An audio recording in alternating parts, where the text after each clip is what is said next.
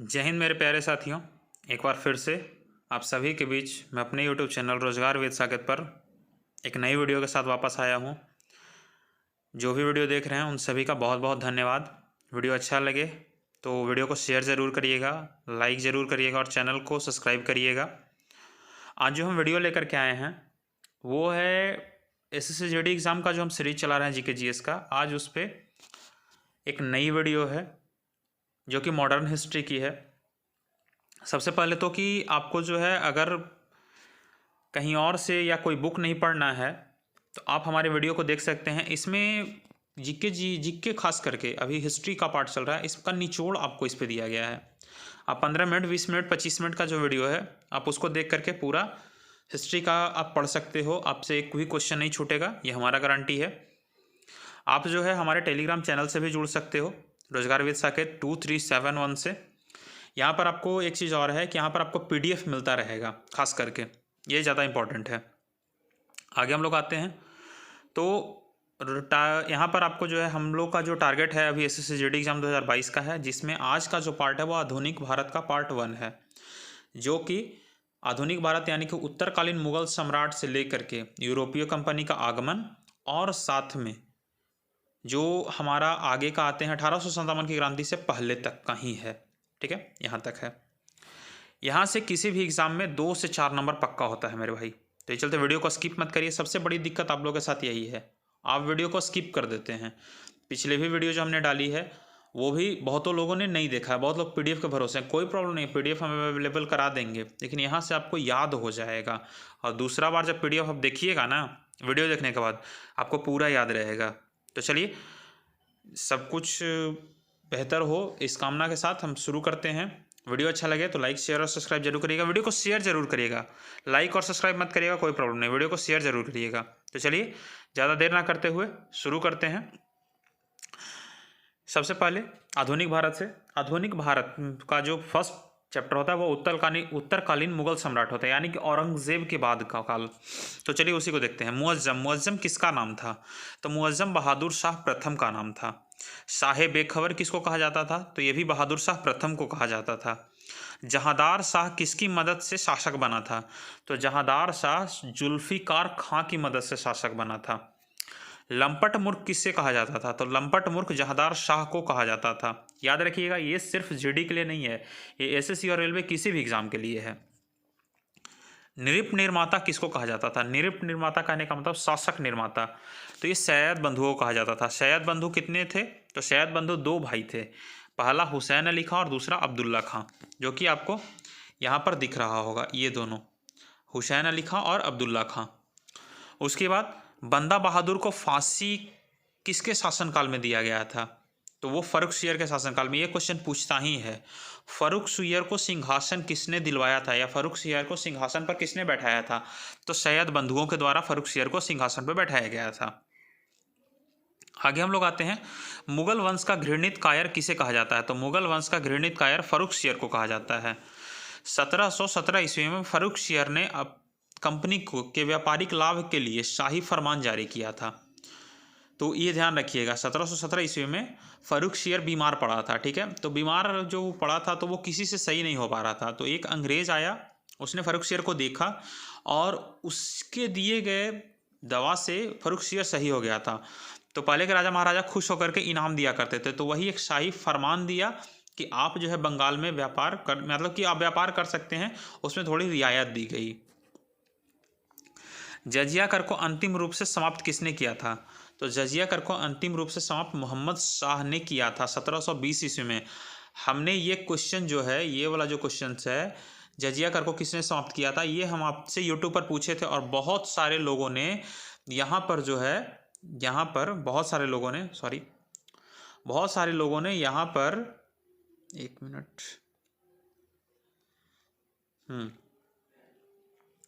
बहुत सारे लोगों ने यहाँ पर जो है किसका आंसर दिया था? तो इसका जो था, बहुत सारे लोगों ने इसका जो आंसर है वो ये दिया था, क्या उसको बोलते हैं, अकबर। बहुत सारे लोगों ने अकबर आंसर दिया था और ये बिल्कुल गलत है, अकबर होगा ही नहीं। ठीक है, अकबर नहीं होगा, ये ध्यान रखिएगा। अब आगे आते हैं, सैयद बंधुओं की हत्या किसके द्वारा किया गया था? तो सैयद बंधुओं का हत्या मोहम्मद शाह के द्वारा करवाया गया था।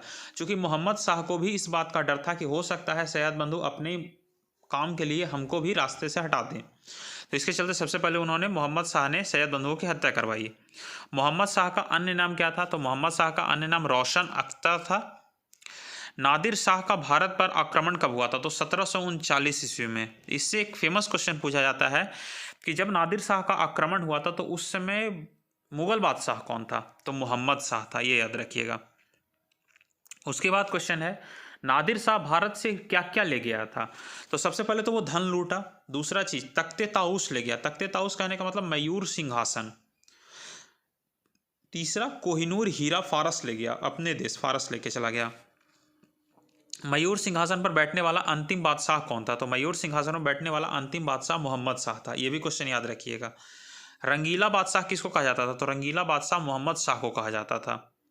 उसके बाद अहमद शाह अब्दाली, या फिर का एक क्वेश्चन बीच में छूट गया, नादिर शाह के आक्रमण के समय अवध का नवाब कौन था?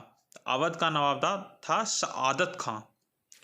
अहमद शाह अब्दाली का आक्रमण भारत पर किसके शासन में हुआ था? तो अहमद शाह अब्दाली का जो आक्रमण था भारत पर, वो अहमद शाह के समय में हुआ था। भारत पर अहमद शाह अब्दाली ने कुल कितनी बार आक्रमण किया था? तो याद रखिएगा 7 बार आक्रमण किया था, जिसमें 5 बार अहमद शाह के शासनकाल में किया था। आगे, पलासी के युद्ध के समय मुगल सम्राट कौन था? ये क्वेश्चन थोड़ा सा डीप हो जाता है, थोड़ा सा ध्यान रखिएगा इस क्वेश्चन को। पलासी के युद्ध के समय मुगल सम्राट आलमगीर द्वितीय था। बक्सर के युद्ध के समय मुगल सम्राट कौन था? तो बक्सर का युद्ध 1764 ईस्वी में हुआ था, तो इसके समय में शाह आलम द्वितीय था बक्सर के युद्ध में। उसके बाद पलासी के युद्ध में कौन था? आलमगीर द्वितीय। पानीपत की तृतीय युद्ध या तीसरी लड़ाई के समय मुगल सम्राट कौन था? तो शाह आलम द्वितीय उस समय भी था। पानीपत का तृतीय युद्ध कब हुआ था? 1761 ईस्वी में। अंग्रेजों के संरक्षण में शासक बनने वाला हिंदुस्तान का पहला शासक कौन था, जिसको कि अंग्रेज संरक्षण देकर के शासक बनाया था? तो वो था अकबर द्वितीय। राजा राम मोहन राय की उपाधि किसे दी गई? राजा राम मोहन राय को राजा की उपाधि कौन दिया था? तो अकबर द्वितीय के द्वारा दिया गया था। अंतिम मुगल बादशाह कौन था? तो बहादुर शाह जफर, ध्यान रखिएगा, बहादुर शाह जफर था। इसको कैद कर लिया गया था 1857 की क्रांति के बाद, चूंकि इन्होंने 1857 की क्रांति का नेतृत्व किया था, तो उसके क्रम में इनको कैद कर लिया गया और कैद करके रंगून भेज दिया गया, वहीं पर इनकी मृत्यु भी हो गई थी। याद रखिएगा, हीरा महल का जो निर्माण है ना, अगर आप आपसे पूछे कि हीरा महल का निर्माण किसके द्वारा कराया गया था, तो बहादुर शाह जफर के द्वारा। आगे हम लोग चलते हैं, कंपनी और आगमन, ये सबसे बहुत ज़्यादा फेमस है। कंपनी और आगमन का, कौन कंपनी कब आया? तो पुर्तगाली कंपनी 1498 ईस्वी में आया था, अंग्रेज कंपनी 1600 ईस्वी में आया था, डच कंपनी 1602 ईस्वी में आया था। वीडियो स्किप बिल्कुल मत करिएगा, धीरे धीरे आप देखते चलिए। डच कंपनी 1602 ईस्वी में आया था, डैनिश 1616 ईस्वी में आया था, फ्रांसीसी 1664 ईस्वी में आया था, और स्वीडिश कंपनी 1731 ईस्वी में आया था। आगे, प्रथम पुर्तगाली कौन था जो भारत आया था? तो प्रथम पुर्तगाली कौन था? Vasco D gamma. नोट में क्या है, 1498 ईस्वी में गुजराती पथ प्रदर्शक अब्दुल मनीद की सहायता से वह आया था। और वह कहाँ आया था? तो वास्को डी गामा केरल के कालीकट बंदरगाह पर आया था, और उस समय वहाँ का शासक जमोरिन था, जिसने वास्को डी गामा का भव्य रूप से स्वागत किया था। दूसरा पुर्तगाली कौन था जो भारत आया था? तो पेड्रो अल्ब्रेज केब्राल, ये 31 दिसंबर 1500 ईस्वी को भारत आया था। वास्को डी गामा 1498, दूसरा पुर्तगाली यात्री कौन आया था? पेड्रो अल्ब्रेज केब्राल।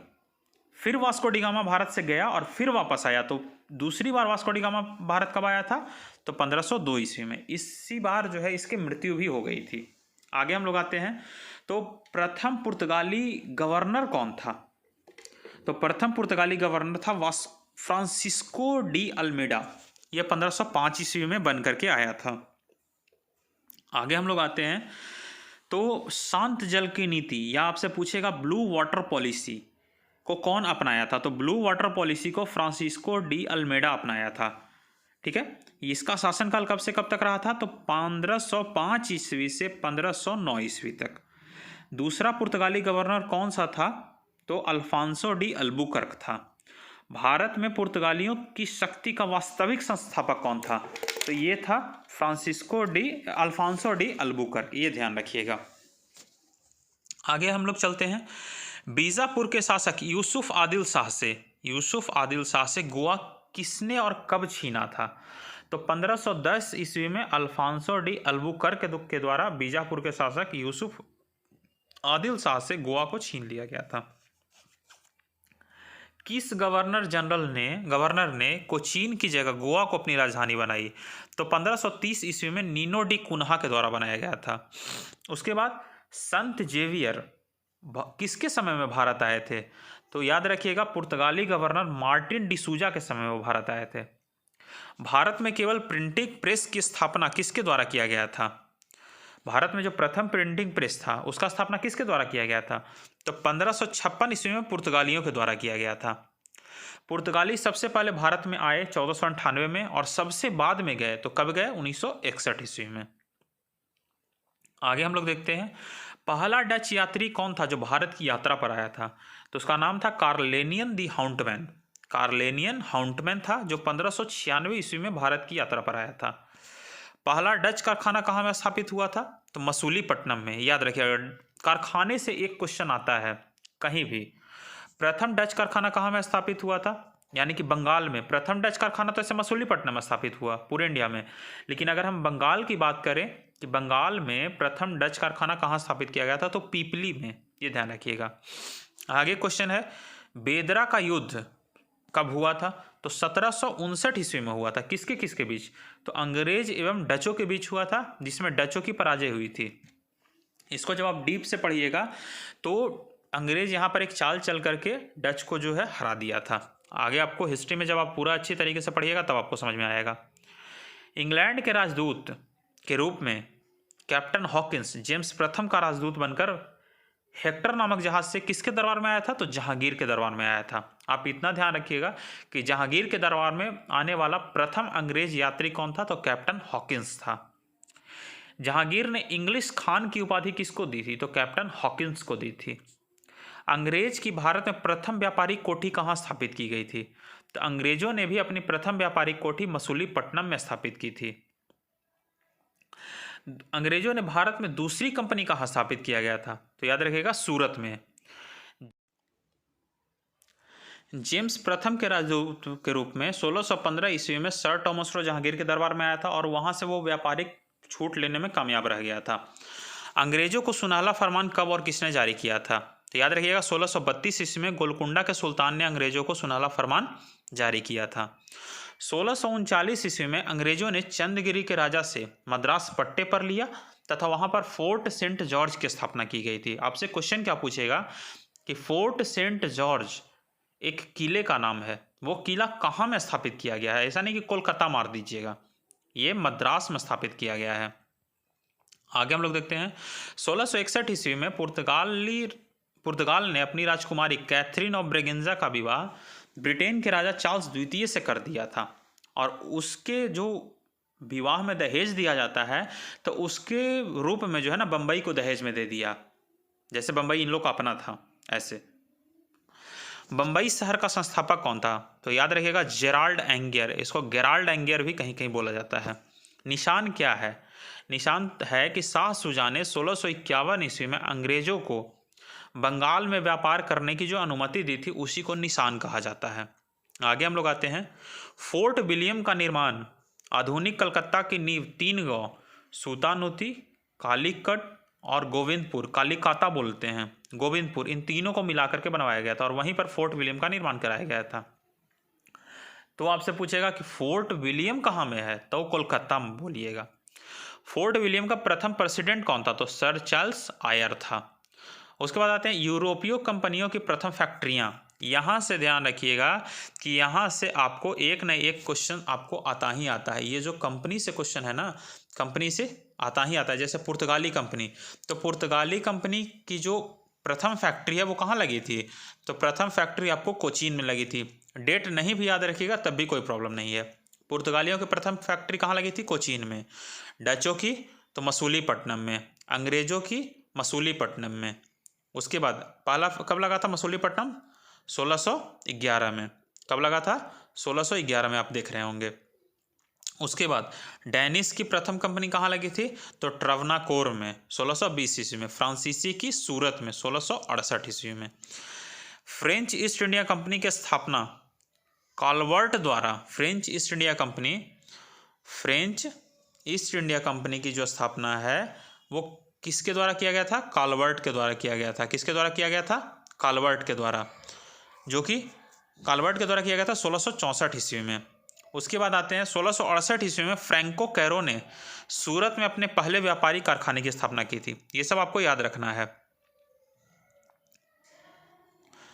यहाँ पर देखिए 1668 ईस्वी में फ्रैंको कैरो ने सूरत में अपने पहले व्यापारी कारखाने का आरंभ किया था। उसके बाद आगे हम लोग देखते हैं 22 जनवरी 1760 ईस्वी में लड़े गए वांडीवास के युद्ध में फ्रांसीसी सेना क्या हुई थी? पराजित हुई थी। आपसे पूछेगा क्वेश्चंस कि वांडीवास का युद्ध कब हुआ था? वांडीवास का युद्ध कब हुआ था? तो वांडीवास का युद्ध कब हुआ था? 1760 ईस्वी में। कब हुआ था? 1760 ईस्वी में। अब आगे आते हैं, वांडीवास के युद्ध में जनरल आयरकुट ने अंग्रेजी सेना का नेतृत्व किया था। आपसे यह भी पूछेगा कि वांडीवास का जो युद्ध हुआ था उसमें अंग्रेजी सेना का नेतृत्व कौन किया था? तो अंग्रेजी सेना का नेतृत्व कौन किया था? जनरल आयरकुट के द्वारा किया गया था। अब आते हैं 3 कर्नाटक युद्ध, बहुत फेमस है तीनों कर्नाटक युद्ध। प्रथम कर्नाटक जो युद्ध है वो 1746 से 48 में लड़ा गया था। आपसे संधि ज़्यादा पूछेगा, तो एला शापेल की संधि के तहत जो है वो समाप्त किया गया था प्रथम कर्नाटक युद्ध को। उसके बाद द्वितीय कर्नाटक युद्ध, तो द्वितीय कर्नाटक युद्ध 1749 से 1754 ईस्वी में लड़ा गया था, जो पांडिचेरी की संधि के तहत समाप्त हुआ था। और जो तृतीय कर्नाटक युद्ध है, जो तृतीय कर्नाटक युद्ध आपका है, तृतीय कर्नाटक युद्ध, ये 1756 से 1763 के बीच लड़ा गया था और ये पेरिस की संधि के तहत समाप्त हुआ था। प्रथम कर्नाटक युद्ध एला शापेल की संधि, द्वितीय कर्नाटक युद्ध पांडिचेरी की संधि और तृतीय कर्नाटक युद्ध पेरिस की संधि। ये तीनों कर्नाटक युद्ध याद रखिएगा। आगे हम लोग आते हैं, सबसे इंपॉर्टेंट क्वेश्चन, बफर राज किसको कहा जाता है? ये आपसे पूछा था, ये एक हमसे भी क्वेश्चन आया था कि बफर राज किसको कहा जाता था? तो बफर राज अवध को कहा जाता था, ध्यान रखिएगा। अवध का संस्थापक कौन था? तो सआदत खां था। इमाम बाड़ा का निर्माण किसने और कहाँ करवाया था? सआदत खां को ही बुरहान उल मुल्क कहा जाता था। इमाम बाड़ा का निर्माण किसने और कहाँ बनवाया? तो याद रखिएगा, आशुफ उद्दौला के द्वारा इमाम बाड़ा का निर्माण करवाया गया था। अवध का अंतिम नवाब कौन था? तो वाजिद अली शाह था। अवध का अंतिम नवाब कौन था? वाजिद अली शाह। अवध को किस आधार पर ब्रिटिश साम्राज्य में मिला लिया गया था? ये क्वेश्चन पूछता है कि अवध को किस कारण से जो है ना ब्रिटिश साम्राज्य में मिला लिया गया था। तो याद रखिएगा, कुशासन का आरोप लगा करके। क्या आरोप लगा करके अपना लिया गया था? कुशासन का आरोप लगा करके। मैसूर का शेर किसे कहा जाता है? तो मैसूर का शेर टीपू सुल्तान को कहा जाता है। हैदर अली की मृत्यु किस मैसूर युद्ध के बाद हुआ था? तो हैदर अली की मृत्यु द्वितीय आंग्ल मैसूर युद्ध के दौरान हो गया था। टीपू सुल्तान की राजधानी कहाँ थी? तो टीपू सुल्तान की राजधानी श्रीरंगपट्टनम थी। टीपू सुल्तान की मृत्यु कब हुई थी? तो 1799 ईस्वी में चतुर्थ आंग्ल मैसूर युद्ध के दौरान हुआ था। आपसे एक फेमस क्वेश्चन और है, ध्यान रखिएगा थोड़ा सा। आपसे एक क्वेश्चन और पूछेगा, टीपू सुल्तान के बाद शासक कौन बना था? किसी भी बुक में पढ़िएगा जो कि ऑथेंटिक बुक है, तो वहाँ पर आपको उतना नहीं मिलेगा। जैसे चारों आंग्ल मैसूर युद्ध आपको बता देगा, उसके बाद आगे नहीं बताएगा। टीपू सुल्तान के बाद राजा कौन बना था, बोलेगा मैसूर युद्ध खत्म हो चुका है, यहाँ से मैसूर खत्म हो गया। नहीं, मैसूर टीपू सुल्तान के शासक, मतलब जो टीपू सुल्तान युद्ध में मारा गया, तो उसके बाद जो शासक बना वो वोडेयर वंश का कृष्णराज तृतीय बना था। ये क्वेश्चन ध्यान रखिएगा, वोडेयर वंश का शासक कृष्णराज तृतीय बना था। टीपू सुल्तान किस क्लब का सदस्य था? तो जैकोबियन क्लब का सदस्य था। अब आ जाते हैं आंग्ल मैसूर युद्ध पे। चारों आंग्ल मैसूर युद्ध को ध्यान रखिएगा। यहाँ पर से हम लोग आते हैं, ठीक है, इसको यहाँ कर देते हैं, ठीक। सबसे पहले प्रथम आंग्ल मैसूर युद्ध। प्रथम आंग्ल मैसूर युद्ध 1767 से 1769, 2 साल तक था। ये किसके किसके बीच लड़ा गया था? तो हैदर अली और लॉर्ड वेरेलॉस्ट के बीच लड़ा गया था। किसके किसके बीच? हैदर अली और लॉर्ड वेरेलॉस्ट के बीच लड़ा गया था। उसके बाद देखिए, उससे पूछेगा कि प्रथम आंग्ल मैसूर युद्ध किस संधि के तहत समाप्त हुआ था? तो मद्रास की संधि के तहत। द्वितीय आंग्ल मैसूर युद्ध कब लड़ा गया था? तो 1780 से 1784 के बीच लड़ा गया था। और ये किस संधि के तहत समाप्त हुआ था? मंगलौर की संधि के तहत समाप्त हुआ था। प्रथम मद्रास की संधि, द्वितीय मंगलौर की संधि। तृतीय आंग्ल मैसूर युद्ध, यहाँ देखिएगा, तृतीय आंग्ल मैसूर युद्ध जो है वो 1790 से 1792 ईस्वी में लड़ा गया था। याद रखिएगा कि द्वितीय आंग्ल मैसूर युद्ध के दौरान जो है हैदर अली मारा गया था। द्वितीय आंग्ल मैसूर युद्ध के दौरान हैदर अली मारा गया था। अब आते हैं, तृतीय आंग्ल मैसूर युद्ध 1790 से 1792 ईस्वी में लड़ा गया था। और ये किस संधि के तहत समाप्त हुआ था? श्रीरंगपट्टनम की संधि के तहत समाप्त हुआ था। और चौथा जो है चतुर्थ आंग्ल मैसूर युद्ध जो है वो वेलेजली के समय में लड़ा गया था। 1799 ईस्वी में लड़ा गया था चतुर्थ आंग्ल मैसूर युद्ध। और ये जो समाप्त हुआ था ना, ये टीपू सुल्तान की मृत्यु से समाप्त हुआ था। इसमें कोई संधि नहीं हुई थी, ये ध्यान रखिएगा। आपसे पूछेगा कि चतुर्थ आंग्ल मैसूर युद्ध किस संधि के तहत समाप्त हुआ था, तो ये किसी भी संधि के तहत समाप्त नहीं हुआ था, ये टीपू सुल्तान की मृत्यु के बाद समाप्त हो गया था। अब आ जाते हैं सबसे इंपॉर्टेंट, बंगाल। तो चलिए शुरुआत करते हैं। स्वतंत्र बंगाल का संस्थापक कौन था? तो स्वतंत्र बंगाल का संस्थापक जो था वो मुर्शिद कुली खां था 1717 ईस्वी में। अलीनगर की संधि कब हुई थी? तो 9 फरवरी 1757 ईस्वी में हुई थी। अलीनगर की संधि 9 फरवरी 1757 ईस्वी में हुई थी। पलासी का युद्ध कब हुआ था? तो 23 जून 1757 ईस्वी को हुआ था। काल कोठरी की दुर्घटना कब हुई थी? तो याद रखिएगा ये 20 जून 1756 ईस्वी को हुआ था। इसमें कहा जाता है कि सिराजुद्दौला ने 146 जो अंग्रेज थे उनको एक छोटे से कमरे में कैद कर दिया था और एक दिन के बाद खोला था तो उसमें 23 लोग बचे थे, ये ध्यान रखिएगा।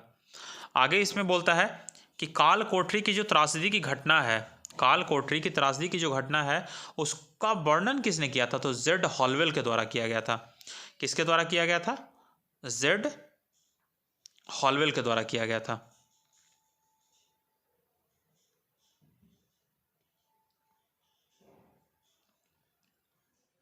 जेड हॉलवेल के द्वारा किया गया था। उसके बाद देखते हैं पलासी के युद्ध के समय मुगल बादशाह कौन था? तो आलमगीर द्वितीय था। पलासी के युद्ध के समय मुगल बादशाह कौन था? आलमगीर द्वितीय था। उसके बाद सिराजुद्दौला की हत्या किसने की थी? तो मीर जाफर के पुत्र मीरन के इशारे पर मोहम्मद बेग के द्वारा किया गया था। ये थे तीनों, ध्यान रखिएगा। सिराजुद्दौला की हत्या किसके द्वारा किया गया था?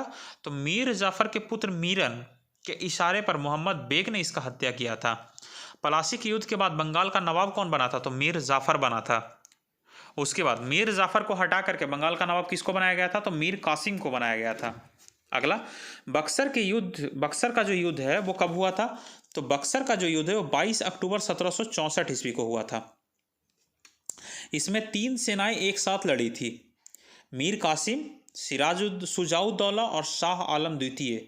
मीर कासिम, शुजाउद्दौला और शाह आलम द्वितीय वर्सेस कौन था? Hector Munro. और हेक्टर मुनरो इसमें जीत गया था, ये ध्यान रखिएगा। आगे हम लोग आते हैं, सबसे इंपॉर्टेंट क्वेश्चन, बक्सर के युद्ध के समय, बक्सर के युद्ध के समय बंगाल का नवाब कौन था? तो वो था मीर जाफर। बंगाल का नवाब कौन था? मीर जाफर था। इलाहाबाद की प्रथम संधि कब हुई थी? तो 1765 ईस्वी में क्लाइव और शाह आलम द्वितीय के साथ हुई थी। आगे क्वेश्चन आपसे पूछेगा कि बंगाल में द्वैध शासन का शुरुआत कब हुआ था? तो 1765 ईस्वी में हुआ था, ये ध्यान रखिएगा। बंगाल में द्वैध शासन कब शुरू हुआ था? 1765 ईस्वी में। द्वैध शासन का जनक, द्वैध शासन का जनक किनको कहा जाता है? तो लियो कार्टियस को, लियो कार्टियस को द्वैध शासन का जनक कहा जाता है। दीवानी कार्यों को नियुक्त करने के, संचालित करने के लिए, दीवानी कार्यों को संचालित करने के लिए किसको किसको नियुक्त किया गया था? तो बिहार में राजा सिताब राय को नियुक्त किया गया था, बंगाल में मोहम्मद रजा खां को नियुक्त किया गया था दीवान के रूप में, और उड़ीसा में जो है ना अब्दुल दुर्लभ राय, राजा दुर्लभ राय को उड़ीसा का दीवान के रूप में नियुक्त किया गया था। आगे हम लोग आते हैं कि इलाहाबाद की जो संधि है वो कब हुई थी? तो इलाहाबाद की जो द्वितीय संधि है, दूसरी संधि, ये 1765 ईस्वी में हुई थी। 16 अगस्त 1765 ईस्वी को हुई थी। अंग्रेज की भारत में वास्तविक सत्ता किस युद्ध के बाद स्थापित किया हुआ था? तो बक्सर के युद्ध के बाद, ये ध्यान रखिएगा। द्वैध शासन को समाप्त किसने किया था? तो वॉरेन हेस्टिंग्स के द्वारा द्वैध शासन को समाप्त कर दिया गया था। ये ध्यान रखिएगा एक चीज, स्किप बिल्कुल मत करिएगा, स्किप बिल्कुल मत करिएगा। अगर करिएगा यहाँ से आपको 2 से 4 क्वेश्चंस आपको मिलेंगे, कम से कम 2 से 4 क्वेश्चंस आपको मिलेंगे, तो स्किप बिल्कुल नहीं करिएगा। आगे हम लोग आते हैं सामाजिक एवं धार्मिक पुनर्जागरण। यहाँ से आपको कम से कम 2 क्वेश्चंस मिलेंगे, कम से कम 2 क्वेश्चंस। क्वेश्चन देख लीजिए, आप मिला लीजिएगा। भारतीय पुनर्जागरण का जनक किसे माना जाता है? तो राजा राम मोहन राय को, राजा राम मोहन राय को। उसके बाद राजा राम मोहन राय का जन्म कहाँ हुआ था? तो 1772 ईस्वी में राधानगर में हुआ था। राजा राम मोहन राय का जन्म कहाँ हुआ था? 1772 ईस्वी में राधानगर में। राजा राम मोहन राय को उपाधि कौन कौन दिया गया था? तो सबसे पहले तो दिया गया था पुनर्जागरण का अग्रदूत किनको कहा जाता है? तो राजा राम मोहन राय को। नव जागरण का अग्रदूत किनको कहा जाता है? तो राजा राम मोहन राय को। नव प्रभात का तारा किनको कहा जाता है? तो राजा राम मोहन राय को। भारतीय पत्रकारिता का जनक भी किनको कहा जाता है? तो राजा राम मोहन राय को। और युगदूत, युगदूत किनको कहा जाता है? तो राजा राम मोहन राय को ही कहा जाता है। और ये कौन कहे थे? तो सुभाष चंद्र बोस कहे थे इनको। राजा राम मोहन राय को युगदूत कौन कहे थे? सुभाष चंद्र बोस। ब्रह्म समाज का स्थापना कब हुआ था?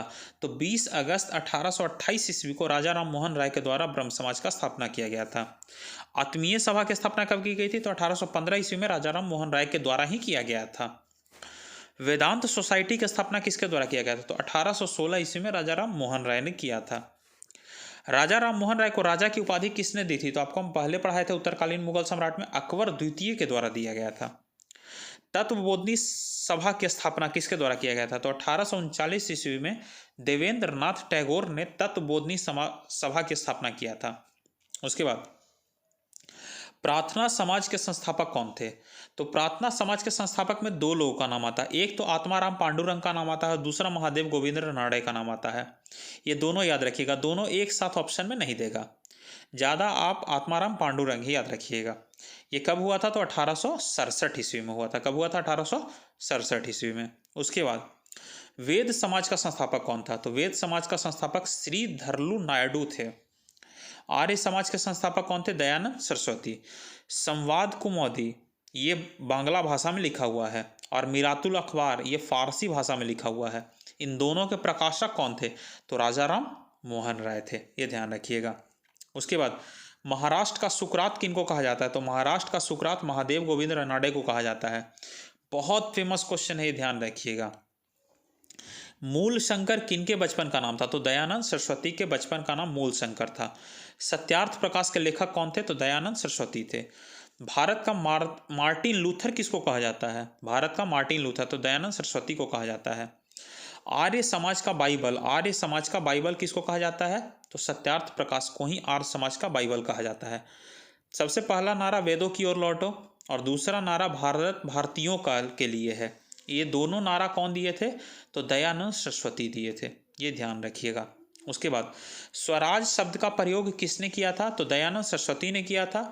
डीएवी का जो फुल फॉर्म है वो दयानंद एंग्लो वैदिक स्कूल है, इसका स्थापना किसने किया था? तो लाला लाजपत राय और हंस राज ने कहाँ किया था? लाहौर में 1886 ईस्वी में, ये ध्यान रखिएगा। यंग बंगाल आंदोलन के संस्थापक कौन थे? तो हेनरी विवियन टेरेजियो, ये ध्यान रखिएगा। यंग बंगाल आंदोलन का संस्थापक कौन था? Henry Vivian Derozio. उसके बाद आधुनिक भारत का प्रथम राष्ट्रवादी कवि कौन था? तो यही थे हेनरी विवियन डेरेजियो, ये ध्यान रखिएगा। उसके बाद रामकृष्ण परमहंस के बचपन का नाम क्या था? तो गदाधर चट्टोपाध्याय, गदाधर चट्टोपाध्याय। स्वामी विवेकानंद का बचपन का नाम क्या था या मूल नाम क्या था? तो नरेंद्र नाथ दत्त। रामकृष्ण मिशन का संस्थापक कौन थे? तो विवेकानंद थे। कहाँ किए थे? तो कलकत्ता के वेलूर में किए थे। उसके बाद प्रथम विश्व धर्म सम्मेलन में किसके द्वारा हिस्सा लिया गया था? तो विवेकानंद के द्वारा। कब लिया गया था? तो 11 सितंबर 1893। ये बहुत फेमस क्वेश्चन, ये पूछता है। 11 सितंबर 1893 ईस्वी को अमेरिका के शिकागो शहर में विवेकानंद ने खेतड़ी के राजा के सुझाव पर अपना नाम विवेकानंद रखा था, तथा वे अमेरिका किस जहाज से गए थे? तो पेनिसुलर नामक जहाज से गए थे। आगे ध्यान रखिएगा, सिस्टर नोवेदिता, इनको भारत में सिस्टर नोवेदिता के नाम से जाना जाता। ये इनका पूरा नाम क्या था? मार्गरेट नोबेल, ये कहाँ की महिला थी? तो ये आयरिश महिला थी, आयरलैंड की महिला थी। योद्धा सन्यासी किनको कहा जाता है? तो योद्धा सन्यासी किनको कहा जाता है? तो योद्धा सन्यासी जो है स्वामी विवेकानंद को कहा जाता है, योद्धा सन्यासी। थियोसोफिकल सोसाइटी का संस्थापक कौन थे? तो मैडम ब्लॉतवस्की और कर्नल ऑलकॉट। दोनों देगा तो दोनों ऑप्शन मार दीजिएगा, दोनों में से कोई एक देगा और एक मार दीजिएगा। उसके बाद थियोसोफिकल सोसाइटी का मुख्यालय कहाँ में था? तो थियोसोफिकल सोसाइटी का स्थापना 1875 में हुआ था। कितना में हुआ था? 1875 में। इसका मुख्यालय जो था वो अड्यार मद्रास में था। कहाँ में था? अड्यार मद्रास में। कब बना था यह मुख्यालय? 1882 ईस्वी में। उसके बाद सेंट्रल हिंदू कॉलेज का स्थापना कब किया गया था? तो 1898 ईस्वी में एनी बेसेंट के द्वारा।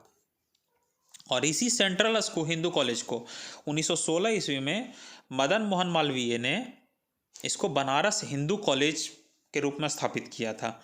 उसके बाद अलीगढ़ आंदोलन का नेतृत्व कौन किए थे? तो सर सैयद अहमद खां। अलीगढ़ आंदोलन का नेतृत्व कौन किए थे?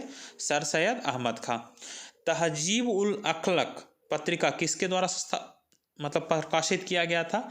तो सर सैयद अहमद खां के द्वारा। अलीगढ़ मुस्लिम एंग्लो ओरिएंटल कॉलेज के संस्थापक कौन थे? तो ये संस्थापक थे सर सैयद अहमद खां, जो 1920 ईस्वी में हुआ था। देवबंद आंदोलन कहाँ से चलाया गया था? तो यूपी के सहारनपुर जिले से चलाया गया था 1866 ईस्वी में। अहमदिया आंदोलन किसने चलाया था? तो मिर्जा गुलाम अहमद के द्वारा अहमदिया आंदोलन चलाया गया था। सती प्रथा पर प्रतिबंध कब लगाया गया था? तो 1829 ईस्वी में लॉर्ड विलियम बेटिंग के द्वारा राजा राम मोहन राय की मदद से लगवाया गया था। आगे हम लोग आते हैं, विधवा पुनर्विवाह अधिनियम से कौन संबंधित है? तो विधवा पुनर्विवाह अधिनियम से ईश्वरचंद्र विद्यासागर संबंधित है। ये कब हुआ था? तो 1856 ईस्वी में हुआ था। और इस समय भारत का गवर्नर जनरल कौन था? तो लॉर्ड कैनिंग था। विधवा पूना में विधवा आश्रम किसके द्वारा बनवाया गया था? तो प्रोफेसर D.K. कर्वे के द्वारा बनवाया गया था। शारदा एक्ट किससे संबंधित है? तो शारदा एक्ट बाल विवाह से संबंधित है। आगे आते हैं, कुछ आंदोलन, उसके वर्ष और उसके संस्थापक कौन थे। यहाँ से एक क्वेश्चन आता ही आता है, यहाँ से आपको एक क्वेश्चन मिल जाएगा, तो ध्यान रखिएगा। आगे सबसे पहले धर्मसभा 1830 में बनी थी और इसके संस्थापक कौन थे? राधाकांत देव। दूसरा भारतीय सुधार संघ 1870 में बना था और इसके संस्थापक थे केशव चंद्र सेन। तीसरा था देव समाज 1887 में बना था और इसके संस्थापक कौन थे? शिव नारायण अग्निहोत्री। चौथा है सेवा सदन 1885 में बना था। इसके संस्थापक कौन थे? बहराम जी मालाबारी। उसके बाद सत्य शोधक समाज 1873 में बना था और इसके संस्थापक कौन थे? ज्योतिबा फुले की दो प्रमुख पुस्तकें हैं, पहला गुलामगिरी और दूसरा सार्वजनिक सत्य धर्म। ये दोनों पुस्तक ज्योतिबा फुले के द्वारा लिखा गया था।